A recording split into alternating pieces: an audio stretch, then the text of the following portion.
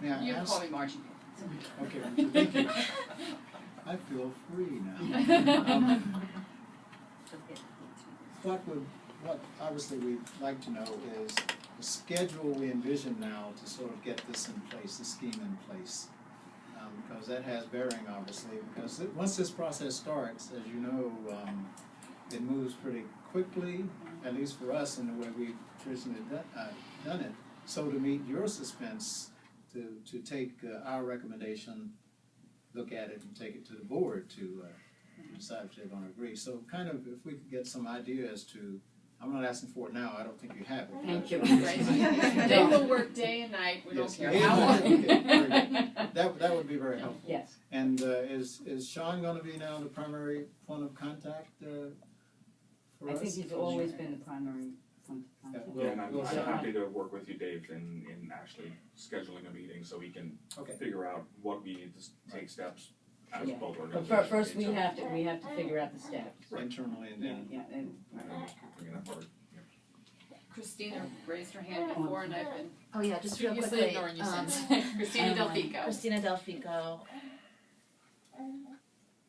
Are fiscal sponsors allowed? I don't know much about the non-for-profit Revitalization Act or its parameters. Are fiscal sponsors still allowed if a group or initiative does not have a 501c3 or 501c4 designation? And then also, if it may not be appropriate, but do you guys know the pool of offerings for this year's PPF?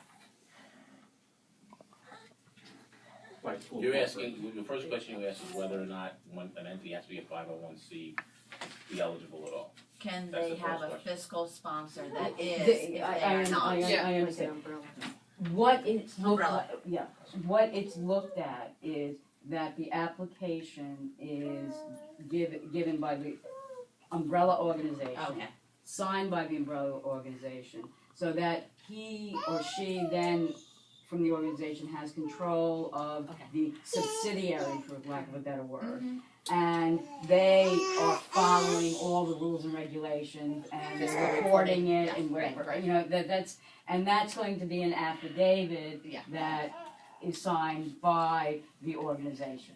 Yeah, perfect. And we've done that in the past, when Yes. some people had a good idea or wanted to work on something, they'd go to an organization and Yeah. say, hey, But would we you guys consider wanna do the this? organization. The organization is doing our, it. that's right, They're it's, once they responsible, say yes, and they're this is like responsible for whatever everything. their relationship was Right, with this. Thank you. Not our Okay. business. And then the other question was just about the offerings of the amount of funding for this year. Oh, I'm sorry, I came in a few minutes late, I'm sorry. Thank you. Okay, Margie, can I just one other question? sure. In order for RIRA to continue in the process of making these recommendations, you said that they cannot be accepting funds from RIOC. Now, is that just to the extent, is that any funds at all for any purposes from RIOC, or is that just in exchange? Any public purpose funds.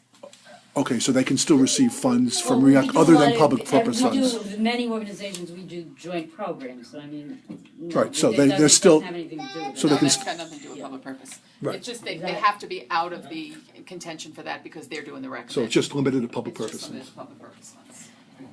Okay, we good? All right, next agenda item is any other business?